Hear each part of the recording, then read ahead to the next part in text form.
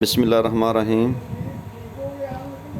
उम्मीद करता हूँ कि आप अल्लाह के फ़ज़ल करम से सब ठीक होंगे। आज की जो हमारी टिप्स है वो है औरत से खुफिया राज को उगलवाने के लिए एक ऐसा सींग, एक ऐसी चर्बी, इसके इस्तेमाल से औरत के जो छुपे हुए राज हैं वो सोते वक्त में सब कुछ बता देगी।